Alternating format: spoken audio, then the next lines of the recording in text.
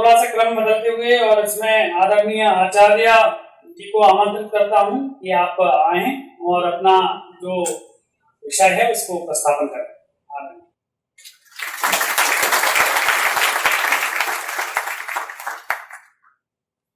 सबसे पहले तो आप सभी का मेरी ओर से भी स्वागत है।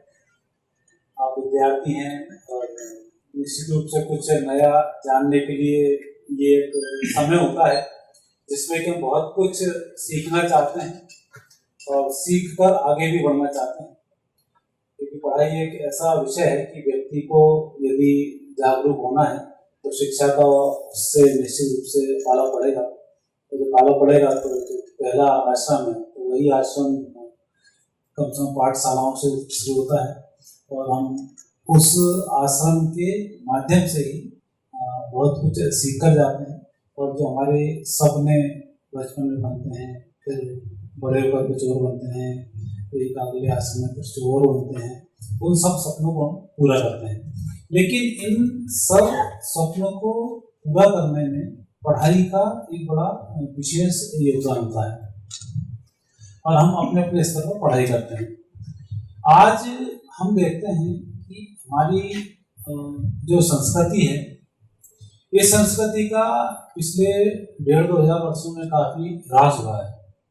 क्योंकि आज हम किसी व्यक्ति से वैज्ञानिक की बात करें तो न्यूटन 2-4 जो वैज्ञानिक नए नए हैं उनके तो बच्चा बहुत जल्दी नाम ले लेता है, लेकिन हमारे कनाक हैं और हमारे रिसर्च में हम देखे हैं इतने सारे वैज्ञानिक हमारे हुए हैं, उन वैज्ञानिकों के बारे में लोगों को पता ही नहीं पड़ रहा था। मेडिकल के क्षेत्र में चमन ऋषि हैं, सुश्रुत ऋषि हैं। सुश्रुत ऋषि उस समय के ऋषि हैं जिन्होंने आंख के ऑपरेशन के लिए यंत्र बना दिए थे, क्योंकि बड़ा सूक्ष्म ऑपरेशन होता है। तो आज से यदि हम 1,500-2,000 साल पहले भी चले जाए तो हमारे ऋषि मुनियों के काफी सारे काम हमने किए हैं।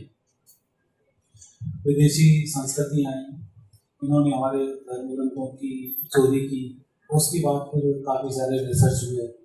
विमानों में पुष्पक विमान की बात करते हैं, प्रक्षेपास्त्रों की पहले से बात करते चले आए हैं, दिव्यास्त्रों की पहले से बात करते चले आए हैं। तो ये जो भारतीय संस्कृति के कुछ ऐसे हिस्से हैं जिन्हें हमें जानना बहुत जरूरी है। अब चूंकि मैं ज्योतिष शास्त्र से हूँ तो थोड़ी सी चर्चा में ज्योतिष शास्त्र के माध्यम से आपसे करूँगा कि आप अपनी इस विधा को कैसे डेवलप करें विद्यार्थी जीवन में। क्योंकि हर व्यक्ति का एक सपना होता है, मुझे इंजीनियर बनना है, मुझे डॉक्टर बनना है, ये नाना प्रकार के जो जिसके जैसे स्वप्न होते हैं वो स्वप्न देखना शुरू करता है। लेकिन इसकी गहराई में यदि आप जाएंगे, क्योंकि अभी तो नहीं पहुंच पाएंगे, आने वाले 50 साल के बाद की बात कर रहा हूँ कि व्यक्ति किस चीज की रिसर्च करेगा।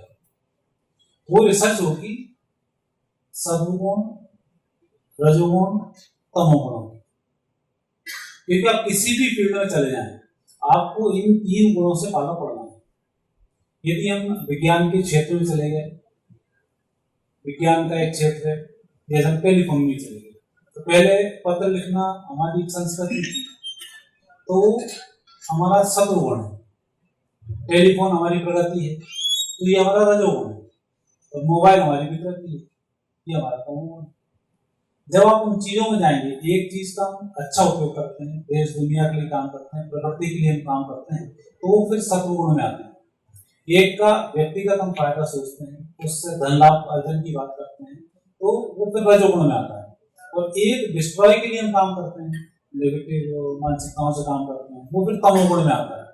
तो प्रकृति के जो आपको रिजल्ट्स मिलेंगे वो इन 3 गुणों के हिसाब से मिलेंगे। एक डॉक्टर आता है, डॉक्टर मरीजों से नर्सिंग होम बोलता है, सीधा सीधा आयुष्मान का पैसा कमाना, ये कमाना, वो कमाना, वो उसका अपना एक मीटर शुरू कर देता है। तो ये डॉक्टर का तमोगुण है, तो उसने अपने पैसे के लिए बीमार व्यक्ति को लंबे समय तक भर्ती कर लिया, छुट्टी ले दी, नाना प्रकार की परेशानी की, बिल बना के रख दिए, तो ये उसका तमस है। वही रजोगुण है, जब वो व्यक्ति नर्सिंग होम खोलता है, ठीक ठीक उसका एक चार्ज देता है, उसको आगे बढ़ाने का काम करता है और फिर वो उससे नई सुविधा उपलब्ध कराता है, तो ये उसका रजोगुण है। और एक डॉक्टर होता है जो बड़ी ईमानदारी के साथ कहीं भी एक्सीडेंट हुआ रहता है, अपनी मेहनत करता है, बहुत सारी सुविधाएं अपनी उपलब्ध करा देगा। ये इसका सद्गुण है। तो ऐसे ही आप अपने जिस भी व्यवसाय में इन 3 गुणों को आप उसमें अवश्य परखना सीखें, क्योंकि आने वाला जो समय सत्व का समय है। अभी आपने नरेंद्र मोदी जी का एक उद्बोधन सुना होगा, 15 अगस्त को उन्होंने कहा था कि आने वाले 1000 वर्ष तक सनातन संस्कृति की विजय होने वाली है। तो ये विजय नारायण अभी मोदी जी ने कहा, सूरदास जी की भविष्यवाणी में भी है, संत रविदास जी की भविष्यवाणी में भी इसका उल्लेख है, विवेकानंद जी ने भी इसका उल्लेख किया है, मीराबाई ने भी इसका उल्लेख किया है। अब तो बेबी फैल गई, आनंद फल गई, यदि उसको देखते हैं तो निश्चित रूप से आने वाला जो समय है वो 1000 वर्ष तक भारतीय संस्कृति का समय है। और जब भारतीय संस्कृति का समय आएगा तो हमारे विध्वंस नहीं आएगा, हमारे क्रिएशन आएगा। फिर विष्णु संस्कृति को पूजेंगे, लोगों के लिए जनहितार्थ काम करेंगे। आज आपने देखा चीन में, ये चीन नाम आने फिर भी वायरस आया, उस वायरस के लिए पूरी दुनिया लगी। हमने क्रिएशन के रूप में दवा क्रिएट करी जुलाई में, बाबा रामदेव की जड़ी बूटी जुलाई में आ गई थी। और उस पर कई विदेशी दबाव भी होते हैं जिसके अंतर्गत हमें काम करना पड़ता है। आज हम उतनी तेजी से तो स्वतंत्र नहीं हुए, फिर भी हमें दबावों में बहुत सारे कार्य करने पड़ते हैं। करते करते फिर 2-3 देशों में फिर एक साथ कोरोना की दवा को लॉन्च किया, और आज हमारी जो दवा है वो सबसे अच्छी दवा साबित हुई। कारण ये है कि भारतीय संस्कृति में हम बात करते हैं सबको बचाने की, और वो दवा दूसरे लोगों ने पैसे में दी है, लेकिन हमने कई गरीब देशों को वो दवा फ्री में वितरित की। ये हमारी संस्कृति की विशेषता है। तो ये जो विशेषताएं हैं, यही विशेषताएं हमें आगे लेकर जाएंगे, और आज के विद्यार्थियों को यही समझना होगा। अब वो समय गया कि हम लोग इकट्ठा करें, पैसे इकट्ठे कर लें, फिर हम 2-4 पीढ़ियों की व्यवस्था कर लें, फिर इसका सारे काम करें। सत्य के लिए तो आपको इस बात का विशेष ध्यान देना होगा। यदि आप ज्योतिषी हैं तो आपको उन लोगों के घर घर की कहानी पता होगी जो लोग पैसा इकट्ठा करते हैं 7 पीढ़ियों के लिए। मैंने आज तक कभी ऐसा नहीं देखा कि लोगों ने 7 पीढ़ी के लिए पैसा इकट्ठा किया और दूसरी पीढ़ी ही जमीन बेच के पेट न भर रही। ये जब आप इस लाइन में घुसेंगे तब आपको मालूम पड़ेगा। लोग बड़े उससे पैसा इकट्ठा करना शुरू करते हैं, आज इकट्ठा कर लेंगे कल काम आएगा। तो ये जो चीजें चल रही है ये बड़ी नेगेटिव होती है, और ये संकेत भी देती है कि आप जिस कार्य के लिए पैसा इकट्ठा कर रहे हैं आप उस कार्य को प्रॉपर तरीके से नहीं कर पाएंगे। अर्थात आपके घर में नकारा संतानें पैदा होने वाली हैं, ये आपने उस बात का संकेत पहले ही दे दिया। और नकारा संतान ही पैदा होती है क्योंकि आपने 7 पीढ़ियों की जो व्यवस्था की है, तो 7 पीढ़ी तक आपके कोई काम वाला व्यक्ति पैदा नहीं होने वाला है। तो ये भी जो विचार हैं, ये विचार आपको जब संस्कृति में आप प्रवेश करेंगे तब आपको ये प्राप्त होगा। आप विद्यार्थी हैं, विद्यार्थियों के लिए 3 बातें बड़ी महत्वपूर्ण होती है। एक तो आपको इतिहास की जानकारी होनी चाहिए। पहला, भूत जो होता है वो इतिहास होता है, वर्तमान जो होता है विज्ञान होता है, और भविष्य जो होता है वो आनंद होता है। अब इतिहास की बात हम सिर्फ यही नहीं कर रहे कि आप अकबर बीबर वार इतिहास की बात को नहीं। यदि आप साइंस के विद्यार्थी हैं, आप डॉक्टर हैं, तो आपको चिकित्सा का पूरा इतिहास पता होना चाहिए कि हमारी पहली संस्कृति में लोगों ने इस पर क्या क्या कार्य किया है। ये आपका इतिहास है जो आपको काम आएगा और जो आपके काम को आगे बढ़ाएगा। और आप दूसरी स्थिति में हैं जब आप वर्तमान में कार्य कर रहे हैं। वर्तमान का जो कार्य विज्ञान के माध्यम से होता है। हम उस पुराने इतिहास को प्रूफ करते हैं कि कहाँ क्या कमी थी और हम कहाँ क्या इसमें आगे जोड़ें ताकि हम आगे जाएं। और इसका जो भविष्य होता है वो आनंद की प्राप्ति वाला होता है। इसलिए हमारे यहाँ पंचकोशों में जो विधा है ये होता है अन्नमय कोश, प्राणमय कोश, मनोमय कोश, विज्ञानमय कोश, फिर इसके बाद आनंदमय कोश। तो इस तरह से हम पंचकोशों की जो परिकल्पना करते हैं वो आपको अब जब सनातन संस्कृति बढ़ रही है तब वो परिकल्पना साकार होती है, आपको दिखेगी। क्योंकि अभी से पहले तो आनंदमय कोश तक जाने की बात ही नहीं होती। विज्ञान में आया तो उसने विज्ञान से जुड़ना शुरू कर दिया, पश्चिम का जो विज्ञान है विध्वंस का विज्ञान, पश्चिम ने परमाणु बना लिए, अणु बना लिए, दुनिया भर की चीजें बना ली और नेगेटिव रही। हमारे यहाँ ब्रह्मास्त्र बनाया गया है तो उसको वापस लौटाने की विधि भी सिखाई गई ताकि आप उससे नुकसान ना कर सकें। ये हमारा सनातन संस्कृति का चिंतन है। विध्वंस ना हो, कम से कम विध्वंस हो, स्थिति बिगड़े अवगुण तब को राखी जब गुणे न पूछे कोई, वो एक अलग बात है। लेकिन हमारे यहाँ जब भी हम कोई शास्त्र की बात करते हैं तो शास्त्र में प्रगति के साथ साथ विकृति की तरफ भी हम ध्यान देते हैं और उससे जो नुकसान होगा उसको बचाने की बात पर भी हम ध्यान देते हैं। तो इस संस्कृति में सबसे बड़ी विशेषता है। आप तंत्र में घुस जाए, मंत्रों में आ जाए, भारतीय संस्कृति के इन विधानों में जाए, त्योहारों में जाए, वहाँ सब में सत्वता जो तीनों ही गुणों की आपको प्रधानता यहाँ पे दिखाई देगी। तो विद्यार्थियों के लिए विशेष रूप से इस बात का ध्यान रखना होगा कि आपको सबसे पहले अपने इतिहास की जानकारी, इतिहास वही जो सब्जेक्ट आप पढ़ रहे हैं उससे संबंधित इतिहास। ऐसा नहीं है कि आप साइंस के विद्यार्थी और आपको अपना इतिहास देखना है, क्योंकि हमारे पढ़ाई के तीन तो आपको पता ही होगा। सबसे पहला विज्ञान व्यक्ति रहता है, दूसरा कॉमर्स रहता है, तीसरा आर्ट्स रहता है और चौथा फिर एक कला संस्कृति का होता है। जो कला विषय है ये सनातन संस्कृति का बहुत गहरा विषय है। कला के माध्यम से आप भगवत सत्ता तक बड़ी आसानी से पहुंच सकते हैं। हालांकि भगवत सत्ता तक पहुंचने के लिए तो जिस कला में आप माहिर हैं उससे ही आप पहुंच जाएंगे, उसके पॉजिटिव प्रयोग करते हुए, शब्द का प्रयोग करते हुए। पर फिर भी जो कला होती है, कोई एक कवि छोटी सी उसकी कला मुद्रित होती है, राष्ट्रीय लेवल पर फेमस हो जाता है।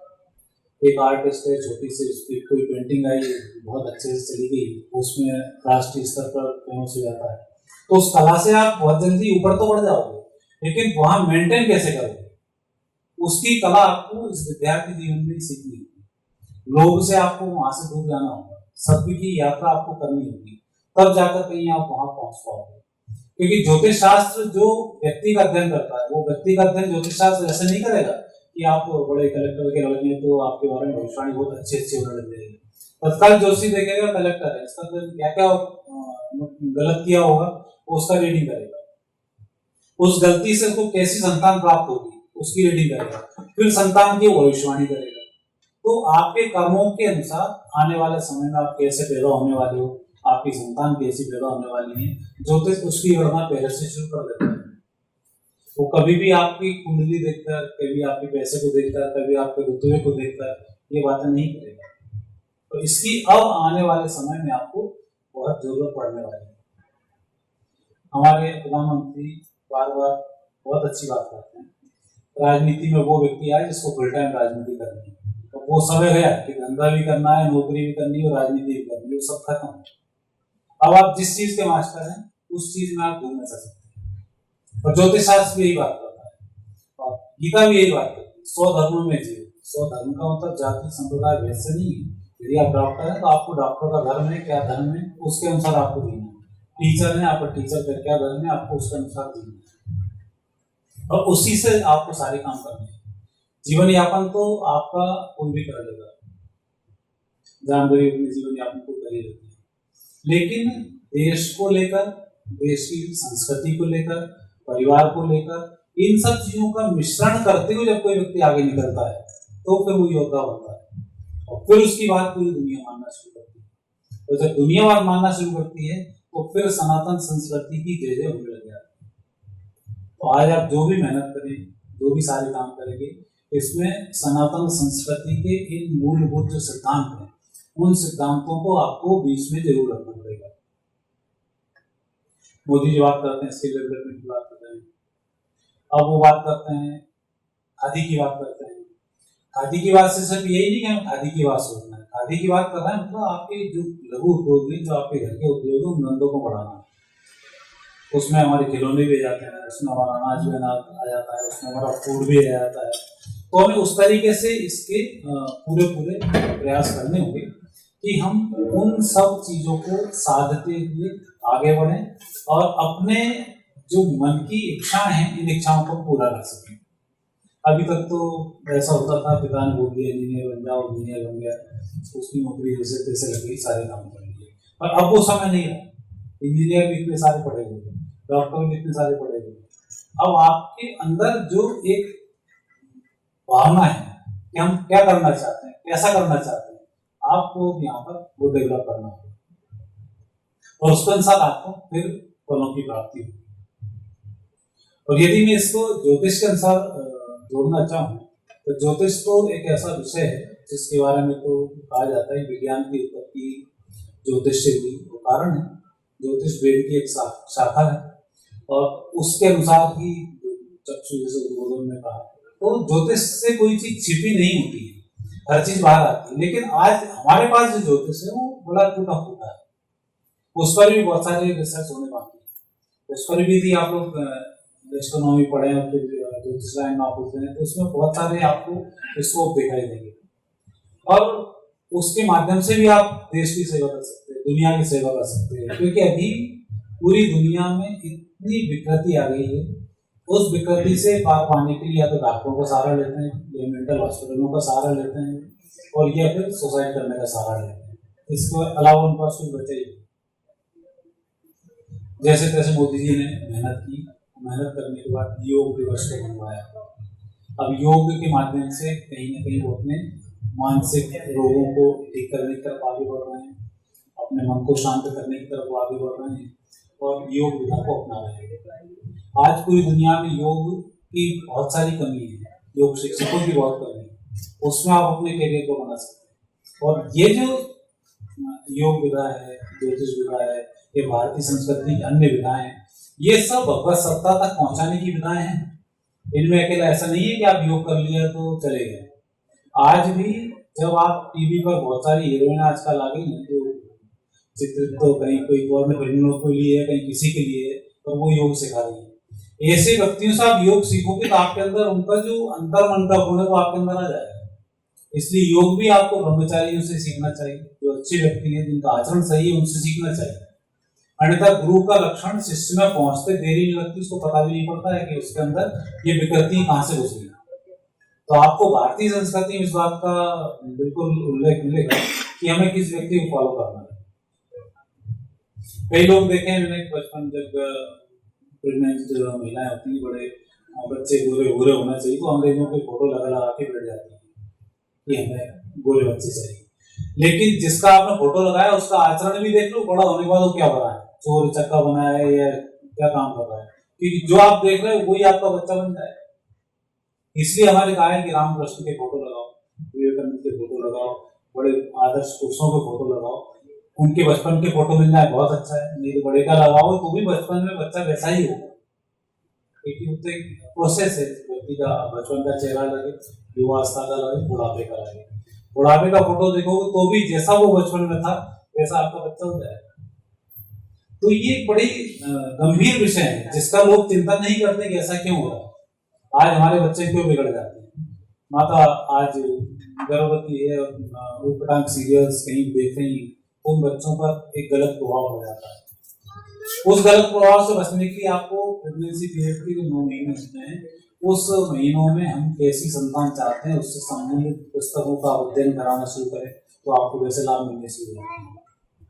इसमें ज्योतिष की आपको आवश्यकता पड़ेगी, मुहूर्त की आपको आवश्यकता पड़ेगी, किस समय में आपका बच्चा जन्म ले रहा है, क्योंकि अभी जो नए बच्चे जन्म ले रहे हैं 2012 की वाली बड़ी विलक्षण प्रतिभाएं निकलने वाली है। 12 से 32 तक के जो बच्चे होंगे ये पूरी दुनिया को बदलने वाले बच्चे हैं और जिनका जन्म मैक्सिमम भारत में हो, क्योंकि कहा जाता है भारत में इतने सारे देवी देवताओं का जन्म होता है। ये भूमि ऐसी है कि यहाँ जो जन्म होगा वो ऑर्डिनरी व्यक्ति नहीं होगा। आज हमारे यहाँ आपको जंगल देखना है, जंगल में चल जाओ, बहुत बड़ा जंगल मिल जाएगा। रेगिस्तान देखना है, बड़ा रेगिस्तान मिल जाएगा। समुद्र देखने बड़े बड़े समुद्र मिल जाएंगे, पहाड़ देखने बड़े बड़े पहाड़ मिल जाएंगे, बर्फ देखनी बड़ी बड़ी बर्फ मिल जाएगी।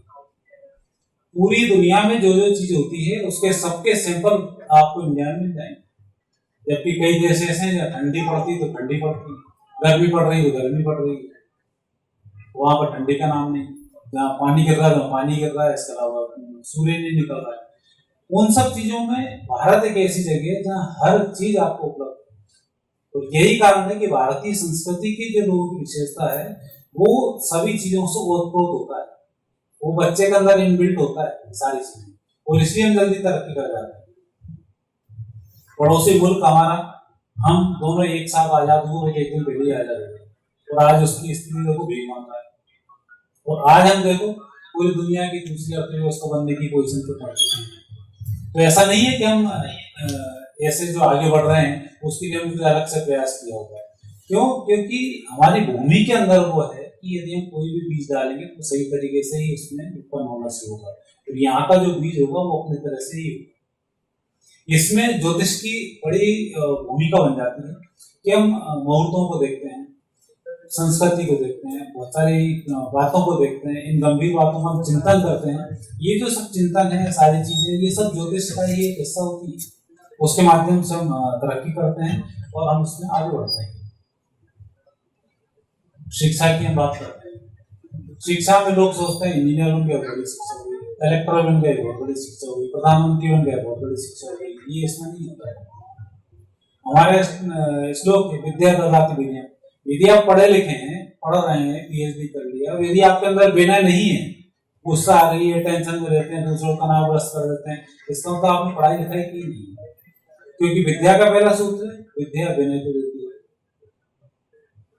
विनय आदि पात्रता, विनय यदि आएगा तो उससे पात्रता आपकी बनेगी, लोगों के साथ आप व्यवहार सही कर पाएंगे, लोगों से आपका तालमेल अच्छा होगा, तो हर व्यक्ति आपको अंदर की बातें सिखाना पसंद करेगा। गुरु के सामने आपका व्यवहार अच्छा होगा तो गुरु आपको मैक्सिमम चीज देने की कोशिश करेगा। तो पात्रता से धन आता है। तो जब धन आएगा तो धन, हमारा जो धन है वो धर्म में लगेगा और उसके बाद हमें सुख की प्राप्ति होगी। हम धन को फालतू व्यर्थ करने के लिए नहीं आए। किसी दिन धन आया, बियर की बोतल खोल ली, 2 मुर्गे काट ली, खाए पिए मजे करे आए, हम उसकी बात नहीं करेंगे। क्योंकि धन की 3 गति है, दान भोग नाश। तो पहला दान है, चाहे हम परिवार का पहले पालन पोषण करें, चाहे हम अपने समाज का पालन पोषण करें, चाहे मोहल्ले का पालन पोषण करें, उसके बाद हम उस धन का उपयोग करेंगे। और यदि आपने उपभोग नहीं किया, पैसा रख दिया, तो उसका नाश हो। तो ये 3 अवस्थाएं धन की। तो जब हम इस श्लोक को भी पढ़ते हैं विद्या ददाति विनयम को, तब भी आपको बहुत क्लियर हो जाना चाहिए कि जब आप पढ़ाई कुछ करने जाएंगे तो उस पढ़ाई का आपके ऊपर क्या क्या असर आएगा। असर गलत है, इसका मतलब कहीं ना कहीं आपने उस विद्या के साथ कुछ न कुछ रुचि नहीं की है। आपने नहीं की तो आपके शिक्षकों ने कुछ न कुछ रुचि नहीं की, या शिक्षक उस लायक नहीं है जिसने आपको ऐसा पढ़ा दिया है। आज तो कॉम्पिटिटिव एग्जाम में सिलेक्ट होकर शिक्षक आ जाते हैं, कोई गुस्से में बच्चे का कान मरोड़ देता है, कोई इतना तेज मार देता है, बच्चा बेहोश हो जाता है, खूब खबरें सुनने मिल रही है। ये शिक्षक का लक्षण नहीं। शिक्षक का लक्षण उसको शिक्षा दे और जैसा भी उसकी प्रकृति को समझे उसके अनुसार यदि उसको दंड देगा तो बिल्कुल सही स्तर पर शिक्षक अपनी ड्यूटी भी निभा पाएगा और बच्चे को बहुत अच्छे से तराश पाएगा। आजकल तो कोई टीचर देखते हैं बच्चे बाल ऊंचे तो बाल से चले तो उठा के तुम्हारी जड़ दी, तो बेचारा हो बच्चा रोने लग गया। तो ये शिक्षकों के अंदर ही सारी चीजें नहीं है। कारण कि अभी तक की जो शिक्षा थी वो शिक्षा हमारी वैसी ही थी, लेकिन अब जो आने वाला समय है, ये आने वाला समय सनातन की शिक्षा का समय, वेदोक्त शिक्षा का समय। जब वेदोक्त शिक्षा पढ़ेंगे तो हमें ये सारी चीजें ध्यान आएंगी। अभी आप मेरे सामने बैठे, मैं आपसे ऊपर बैठे, आप लगातार मुझे ऊपर सिर करके देख रहे हैं। ऐसे सुनने में मैं जो बात बोलूंगा आपको बहुत अधिक याद रहता है। पहले भी गुरुकुल में यही हुआ करता था, गुरु आपका होटल पर वृक्ष की आड़ में बैठता था, बच्चे नीचे होते थे तो ऊपर से सुनते। आज हुआ ये कि आज जब हम मोबाइल देखते हैं तो पहला बंद लगा लेते हैं। जब पहला ही बंद लग गया तो आप उस चीज को एंटरटेनिंग रूप से पढ़ तो लेंगे लेकिन याद नहीं होगा, क्योंकि आपने बंद लगा दिया और बंद से आपकी सारी मेमोरी जीरो हो गई।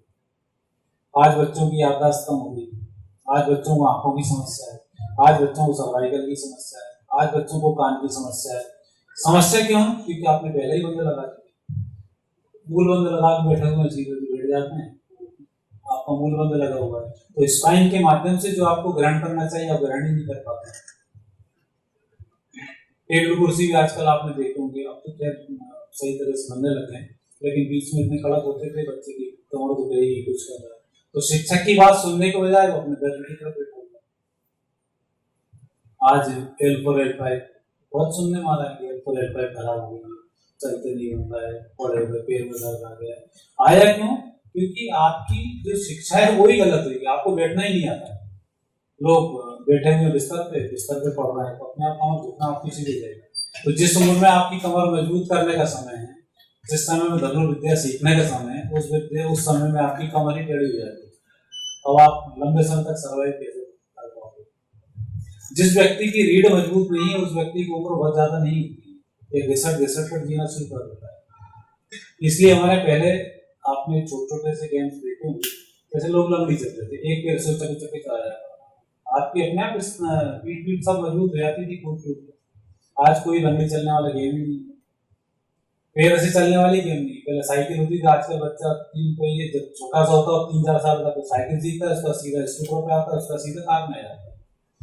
जिस उम्र में साइकिल चलाने दौड़ने की उम्र है, उस उम्र में बच्चा कार पे आता है, तो अपने स्वास्थ्य को बिगाड़ लेता है। ज्योतिष शास्त्र इन सबकी बड़ी गहराई से चर्चा करता है, बड़े उसका अध्ययन करेगा कि आपका राहु कहाँ चल रहा है, उसके अनुसार आपकी गति क्या होगी, आपका खान पान, आपका आचरण, यदि ये सब डिस्टर्ब है तो ये संकेत दे रहा है कि आपकी तरक्की बहुत अधिक नहीं होने वाली। आज आपने देखा लोग बड़े बड़े पदों पर बैठे हुए, स्वास्थ्य के मामले में सब कमजोर। नए बच्चों से आप पूछो आप क्या खाओगे, दाल चावल, नागों से जोड़ते हैं, रोटी सब्जी नागों से जोड़ते हैं, कुछ तीखा चाहिए, कुछ कैसा चाहिए। तो उनके स्वाद में जो अंतर आया वो भी इस लाइफ स्टाइल के कारण आया। तो आपको ये सुधारना होगा, क्योंकि जब हम योग में आते हैं तब अष्टांग योग आता है, यम नियम आसन प्राणायाम त्याग धारणा ध्यान समाधि वहां तक पहुंच जाता है। आज आपको ये योग में कोई व्यक्ति दीक्षित करेगा तो वो ये बोल देगा प्याज छोड़ो, लहसुन छोड़ो, ये कर दो, वो कर दो, वो उस चीज पर ज्यादा ध्यान केंद्रित करेगा। यदि आप योग करना शुरू कर दोगे तो अपने आप योग के जो आयाम है बाकी के, वो अपने आप आपके अंदर से आने शुरू जाए। आप खुद ही मांसाहारी हो, यदि योग आप कर रहे हो तो अपने आप ही मांस को आप खुद त्याग कर दोगे, अपने आप ही आप प्याज का त्याग करना शुरू कर दोगे। उस विधा में यदि आप एंट्री करोगे नियम के अनुसार, अच्छे चरित्रवान व्यक्ति के अनुसार, तो आपके अंदर वो सारे चेंजेस अपने आप आएंगे ही आएंगे। गुरु आपको अलग से नहीं सिखाएगा ये करना ये नहीं करना, वो आपको शिक्षा वही देगा कि आपको करना क्या। आप प्राणायाम करना शुरू कर दो, आपकी त्वचा अपने आप कांतिवान हो जाएगी, आपको कोई क्रीम लगाने की जरूरत नहीं पड़ेगी। नहीं तो बोलेगी कि भैया पहले क्रीम लगाया, मालिश वालिश करो, उसका फिर आओ मेरे पास, तो उससे आपको लाभ नहीं मिलने वाला। तो हमारे यहाँ की जो संस्कृति है, ये संस्कृति का कोई भी एक हिस्सा पकड़ लेते हैं तो बाकी का तो हमारा शरीर है, जो मैकेनिज्म है, वो अपने आप उसको एक्सेप्ट कर लेता है।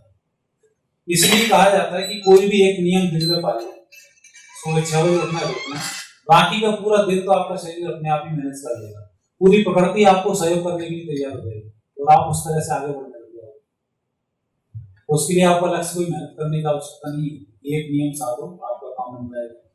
किसी एक भगवान की आप आराधना करने लग जाओ, आपके अंदर सारी चीजें अपने आप डेवलप हो जाएंगी कि प्रकृति आपसे कैसे बात करती है, आप दूसरे की व्यक्तियों की बातों को आप अंदर से समझने लग जाएंगे। माता पिता आपसे क्या चाहते हैं, गुरु आपसे क्या चाहते हैं, आपके दोस्त आपसे क्या चाहते हैं, ये आपको अंदर से मालूम पड़ने लग जाएगा। क्योंकि प्रकृति से हम अलग नहीं है, यद पिंडे तद ब्रह्मांड, जो ब्रह्मांड में वो आपके अंदर कुछ होती है। इसलिए कहा जाता है हम ब्रह्मास्मि, हम ब्रह्म में हैं, डेवलप कैसे करें, उसके ये सारे सूत्र, इन सब सारे सूत्रों में ज्योतिष शास्त्र बहुत गहराई से मदद करता है।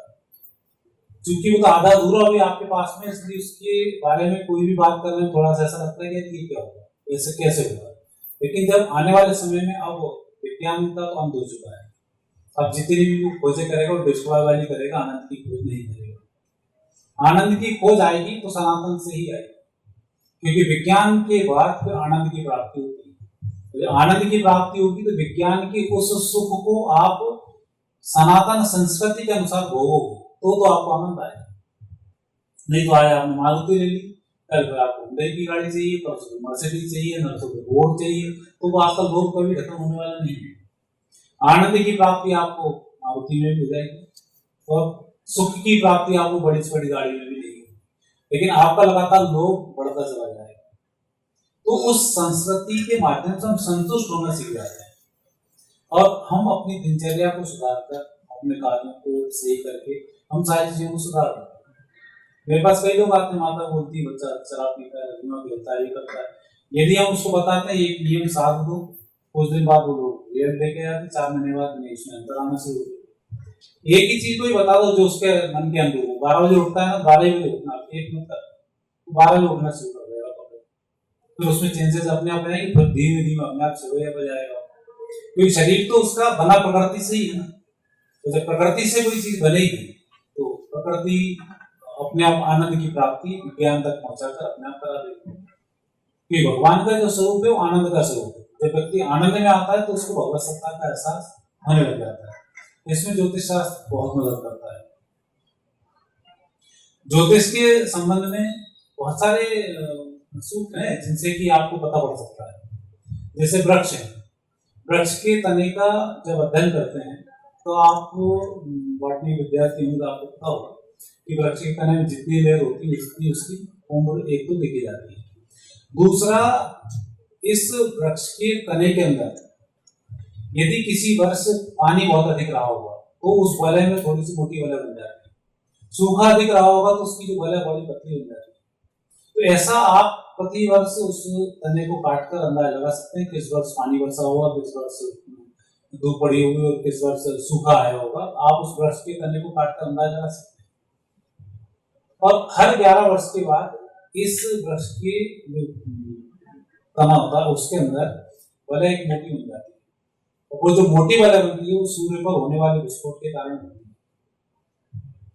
जब वृक्ष को ये पता है सूर्य पर विस्फोट हो रहा है, मैं संघर्ष कर रहा हूँ, संघर्ष होते होते मेरे अंदर ये परिवर्तन आया है, तो कहीं ना कहीं मनुष्य के अंदर भी ऐसे परिवर्तन भी दिखाई देते हैं कि जब बाढ़ में पैदा हुआ होगा, जब उसने सूखा देखा होगा, जब उसने खाने की कमी को देखा होगा, जब उसने कोई महामारी को देखा होगा, तो कहीं ना कहीं उसके चित्त पटल पर ये सारी चीजें तो बनी होंगी।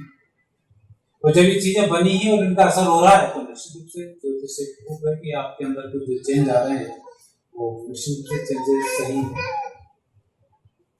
नील नदी के ऊपर तो बहुत सारे 4000 वर्ष से नील नदी का पूरा इतिहास है, कब का वहां बाढ़ आई।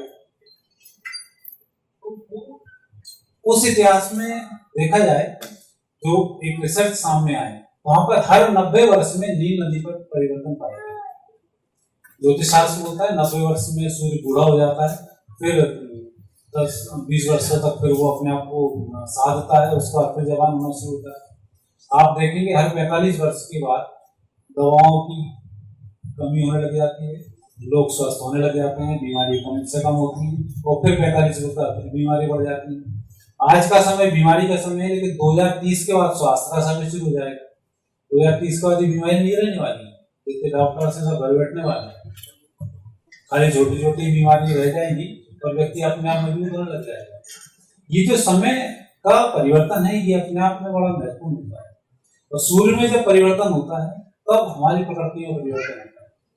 कारण है कि हमारे सारे ग्रह हैं सूर्य से डूबकर ही बने, इसलिए सूर्य में जो भी कुछ होता है उन सब पृथ्वी पर, बुध पर, शुक्र पर, सब ग्रहों पर वो परिवर्तन होते हैं। क्योंकि पृथ्वी पर मनुष्य है इसलिए मानवता में हमें उस चीज को अध्ययन करने का अवसर मिलता है, हम उसका अध्ययन करते हैं और हम उसको आगे बढ़ाते हैं। माँ जब बच्चा पैदा होता है, जन्म लेने के बाद सबसे पहले बुआएं बच्चे को उठाती है, थोड़ा सा दूर ले जाती है, बच्चा रोने लग जाता है, क्योंकि माँ की मैग्नेट से जैसे ही है दूर वैसे ही रोने लग जाता है। फिर बुआ बाहर ले जाने लग जाती है, चाचा वो बाहर ले जाने लग जाते हैं, बुआने लग जाते हैं, तो वो उसका मैग्नेट से जैसे दूरी बढ़ती है वो रोना कम कर देता है, तो आनंद आने लग जाता है। तो ये विशेष प्रभाव मैग्नेट का है। और हम सब सूर्य के मैग्नेट में काम करते हैं, सारे ग्रह सूर्य के मैग्नेट से जुड़े हुए, हम पृथ्वी के मैग्नेट से जुड़े हुए। आज हम पृथ्वी पर लेते हैं, हमारा एक वजन कुछ और होता है, चंद्रमा पर जाएंगे तो हमारा वजन और कम हो जाएगा, क्योंकि ग्रेविटी फोर्स उसका असर मालूम पड़ता है।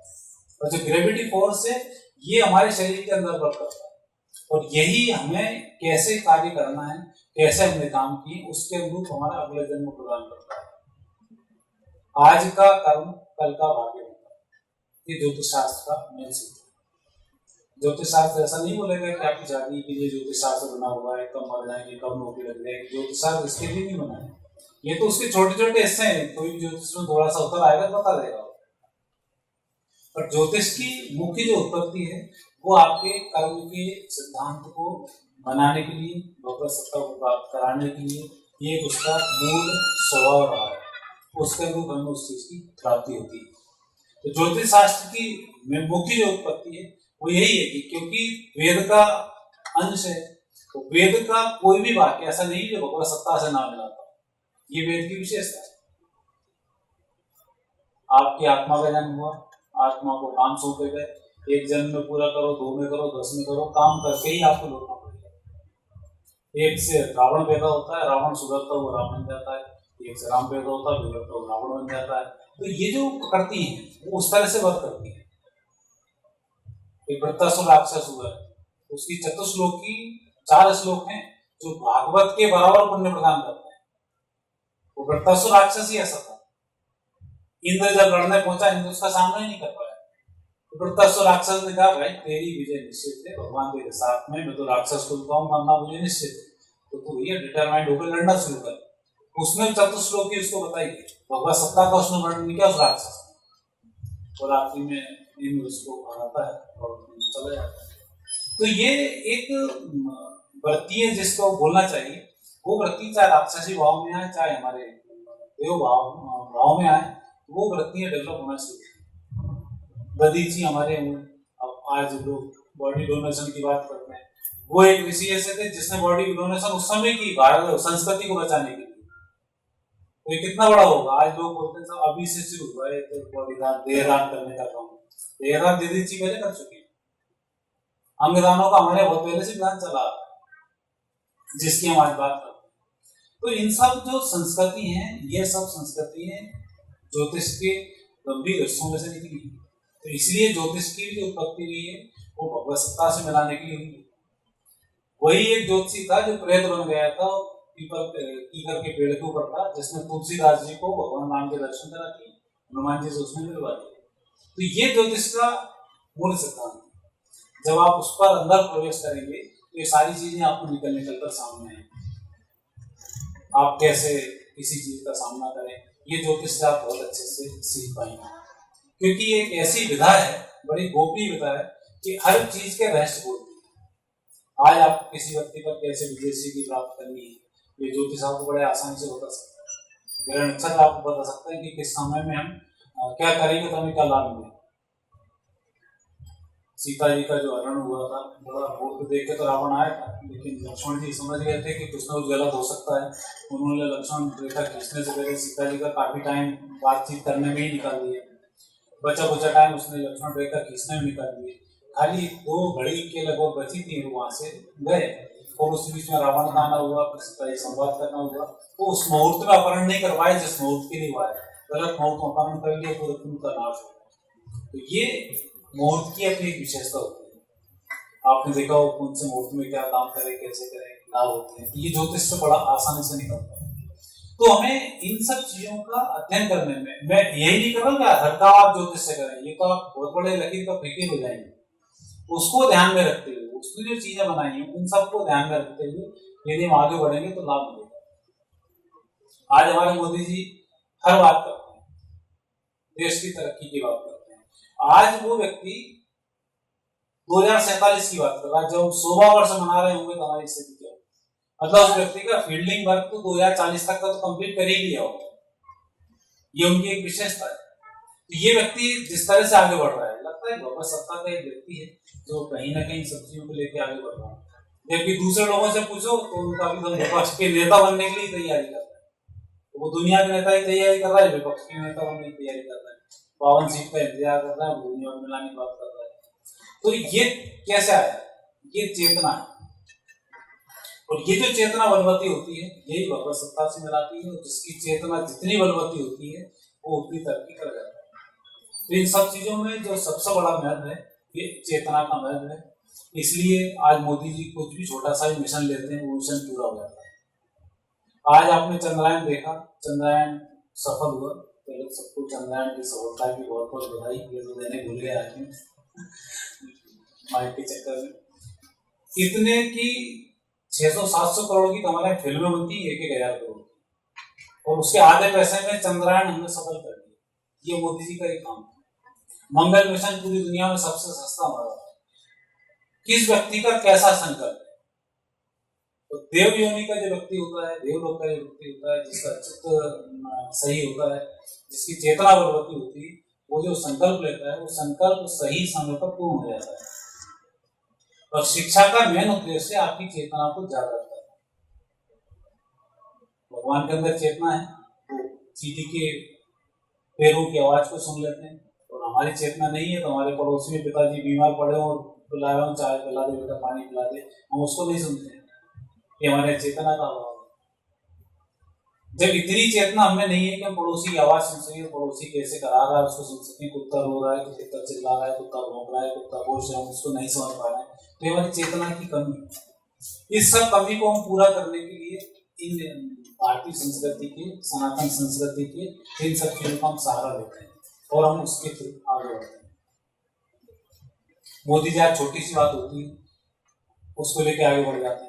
आज आप देखिए मोबाइल जितने भी थे सब चाइना में बना करते थे, और जब हमारे अप्रैल का महीना आता था, टारगेट पूरा करने का महीना आता तो हमारे हड़तालें शुरू हो जाती थी और हमें चीन टारगेट पूरा नहीं करने देता। आज आप देखिए पूरी दुनिया भारत की तरफ आ रही है, युवा पीढ़ी भारत में, मोदी जी उसके लिए पूरा काम कर रहे हैं, और मोदी जी लगातार अपनी पूरी टीम के थ्रू बहुत अच्छा सा एक काम करके सबको मैनेज कर रहे हैं।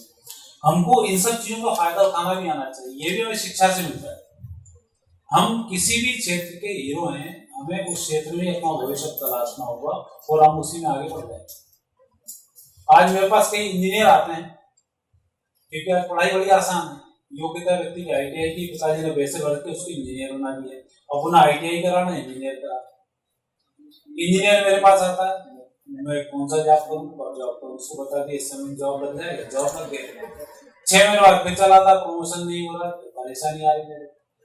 ITI वाला व्यक्ति एक बार आता है, सर कौन सा ट्रेड ले, ये ट्रेड लो, इसके बाद कहाँ जाना है सर, मुझे 6 महीने के लिए ट्रेनिंग लेनी है, यहाँ से ले जाओ, 6 महीने ही नहीं परमानेंट गया था। इसका सीधा आता है, सर मुझे शादी करनी है, ये कुंडली मिली, उसके बाद बच्चे हुए, वो उसका प्रश्न बंद हो जाता है, मतलब उसकी नौकरी परमानेंट लगी रहती है। और इंजीनियर हर 6 महीने में सर नौकरी से बात कर दी है, यहाँ ये टारगेट मिल गया, यहाँ ये मिल गया, यहाँ ये मिल गया, क्योंकि आपकी उतनी योग्यता थी नहीं, आप पढ़ लिए तो आपको सारे हर्डल्स आ रहे हैं, फिर वहाँ दिक्कत आती है। तो आप अपनी योग्यता के अनुरूप काम करेंगे तो आपको ना कोई हर्डल्स आएंगे, ना कहीं कोई दिक्कत आएगी, और आपकी प्रगति लगातार बनी रहेगी। और इस सब प्रगति में सनातन संस्कृति के जो मैंने मूलभूत सिद्धांतों की आपसे चर्चा की, इन मूलभूत सिद्धांतों को भूलिए, क्योंकि यही सिद्धांत आपको तरक्की दिलाने वाले हैं। तो जो विद्यार्थी होता है वो निश्चित रूप से इन सब सिद्धांतों को बहुत जल्दी से ग्रहण करता है। आज यदि कोई हमें किसी भी चीज का पाठ पढ़ाना शुरू करे तो हम आसानी से उसको नहीं पकड़ पाएंगे, जबकि आपको हम 2 या 3 बार बताएंगे तो 2-3 बार में आप उस चीज को बड़े आसानी से कैच करोगे, आप आगे बढ़ जाओगे। तो अभी जो आपका समय है, ये समय निश्चित रूप से बहुत महत्वपूर्ण समय है, और आप इसमें तरक्की करेंगे, आपको बहुत जल्दी लाभ मिलेगा, और अधिक लाभ के लिए आपको सनातन संस्कृति के मूलभूत सिद्धांतों को अपनाना होगा और उस पर आपको आगे बढ़ना होगा, तो ये आपको सफलता को देने वाला होगा। और जो स्किल डेवलपमेंट चल रहा है, वो बहुत सारे मिशन जो मोदी जी ने ये हमारे देश में चल रहे हैं, ये सब आपकी तरक्की को देने वाले हैं, और पूरा देश पहले साथ था, अब पूरी दुनिया आपके साथ है। हम पहले विदेश जाते थे, मैंने देखा है दुबई में भगवान को यूं उठा के पटक देते थे, जैसे आप पहुंचे स्कैन किया, उसमें मेटल की वस्तु उठाओ, फेंक दो डस्टबिन में, और आज आपके भगवान को कोई हाथ नहीं लगाता है। यदि कोई भारतीय आदमी आता, कोई उसकी चेकिंग नहीं थी, बड़े आसानी से अपने घर पहुंच जाता है। बाकी देशों के कपड़े तक उतरवा लेते हैं, वहां पे एक अलग साइड ले जाते हैं। आज हमारी इस विधा की ही बेटी कि आज हम जिस तरह से लोग बने, हम कभी चोरी में नहीं पकड़े जाते हैं, हम हमेशा तरक्की में लेके जाते हैं। तो जो चीजें हमारी आ रही हैं, ये हमारे अंदर संस्कृति का विचार भरा हुआ है, इसलिए हमारे अंदर चोरी की चीजें नहीं आती। हम किसी चीज को नेगेटिव रूप से नहीं ले जाना चाहते हैं, और हम जहाँ भी जाते हैं वो पॉजिटिव रूप से रहकर काम करते हैं, और उसी काम में हम तरक्की करते हैं। ये हमारे संस्कृति की विशेषता है जो हमें इस धरती से प्राप्त हुई है, और अब हमें इसी संस्कृति को बढ़ाना है और इसी के थ्रू हमें आगे बढ़ना है, क्योंकि आने वाले समय में तो अभी सब चीजें बढ़ने वाली हैं। अब स्पेस पे पहुंच गए, आज ही उन्होंने बताया वैज्ञानिकों ने क्या सूर्य का मिशन शुरू कर रहे हैं, शुक्र का मिशन शुरू कर रहे हैं। तो ये बड़े चैलेंजेस हैं, वो बड़ी आसानी से कहेगा सूर्य का मिशन कर रहे हैं, शुक्र का मिशन कर रहे हैं, वो पूरी दुनिया ने आज की स्थिति देख के मान भी लिया कि ये निश्चित रूप से सूर्य पे पहुंच जाएंगे और शुक्र पे पहुंच जाएंगे, मतलब वो हमसे आज ही संतुष्ट हो चुके हैं इतनी सी बात को लेकर। तो अभी हम जिस परिस्थिति में चल रहे हैं, जैसी सत्ता हमारे पास में है, ऐसी सत्ता अभी तक रही नहीं। ऐसे निष्ठावान प्रधानमंत्री हमने नहीं देखे जिनकी निष्ठा ऐसी है। प्रधानमंत्री नारी के उत्थान की बात करते हैं, प्रधानमंत्री किसानों की बात करते हैं। पहले एक नारा था जय जवान जय किसान, लाल बहादुर शास्त्री ने दिया था। उस नारे के बाद कभी हमें अन्न की जरूरत ही नहीं पड़ी, जबकि सबसे ज्यादा सूखा उस समय पड़ा था जब लाल बहादुर शास्त्री ने नारा दिया था। फिर अटल बिहारी वाजपेयी आए, तब उन्होंने कहा जय जवान जय किसान जय विज्ञान, और अणु बम का उन्होंने परीक्षण किया। आज आप विज्ञान में देखिए, विज्ञान पर हो चुके हैं, सब तरह से हम आगे बढ़ रहे हैं।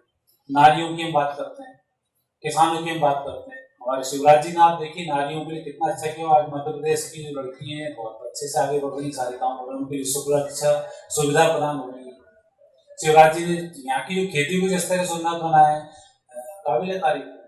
ऐसे ऐसे लोग जो मिल रहे हैं, तो ये कहीं ना कहीं प्रकृति से उत्पन्न होकर ही मिल रहे हैं, और उनके अंदर ये सारी चीजें रही हैं जिससे कि आज ये वहां पहुंचे। और उसी के लिए हम काम करना शुरू करें, हम अपनी संस्कृति को ध्यान में रखते हुए कार्य करना शुरू करें, तो हम वहां तक पहुंच जाएंगे। हमारे यहाँ उपवास का नियम है, उपवास से हम शरीर को मजबूत करते हैं। हमारे यहाँ दान का नियम है, प्रतिदिन सबसे पहला तो शिक्षा दान का बड़ा महत्व है। किसी को नहीं दे सकते तो आप भी 2 कोटेशन पढ़ लें, वही आप अपने आप में चेंज कर लें, वो भी शिक्षा का दान कहलाता है। यदि हम पढ़ लिए तो दूसरे व्यक्ति को शिक्षित करना शुरू कर दें, दूसरा शिक्षा का दान होता है। शिक्षा दान नहीं कर सकते तो भोजन का दान कर दें, भोजन दान नहीं कर सकते तो धन का दान कर दें, और धन दान नहीं कर सकते तो किसी को सम्मान के साथ मान दान तो कर ही सकते। तो हमारे इन चीजों का बड़ा महत्व है। ये बड़ी छोटी छोटी चीजें हैं, लेकिन इन्हीं से हम आज यहाँ तक पहुंचे, और इन्हीं से देश सुरक्षित रहा है आतताइयों के बीच। अन्यथा हमारी संस्कृति तो कभी की नष्ट हुई। पूरा यूरोप 15 वर्षों के अंदर ट्रांसफर हुआ ईसाइयों, और पूरी जो मुस्लिम कंट्री जो भी आज दिखाई देती है, इराक, ईरान, सब 50 साल के अंदर साफ हुआ है। तो हमारे ऊपर 700 साल शासन करने के बावजूद हमारी संस्कृति के कुछ नहीं बिगाड़ पाए। ऐसी बड़ी स्थिति है, विचित्र रही, और हम इन सब चीजों में हमारी संस्कृति, हमारे माता बहनों की संस्कृति, इन सब से हम लोग आगे आए बच पाए। तो मित्रों, मेरा तो आपसे यही कहना है कि इस संस्कृति का भी आप इसके साथ थोड़ा थोड़ा अध्ययन जरूर करें। गीता का अध्ययन करें, रामायण का अध्ययन करें, और जो धर्मशास्त्र आप पढ़ सकते हैं आप उसका अध्ययन जरूर करें। ये आपकी प्रगति में बहुत सहायक सिद्ध होने वाला है। मित्रों, आज इतना ही, क्योंकि भी नहीं है, आगे फिर कभी आपसे भेंट होगी।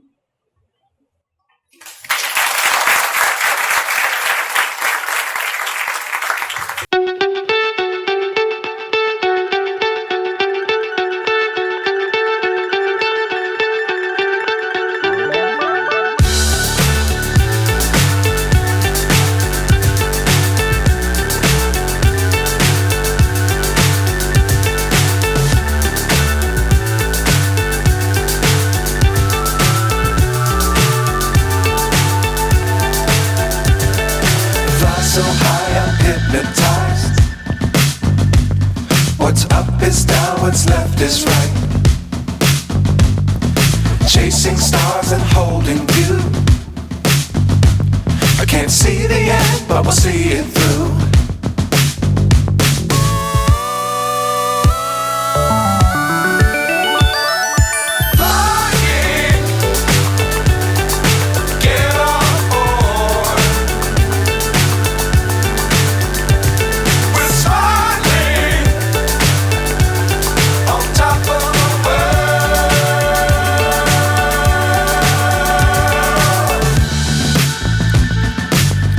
Times don't fly too high.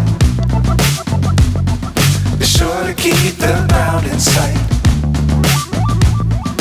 Fly forever if you keep it tight. Love the world but keep the sky on your mind.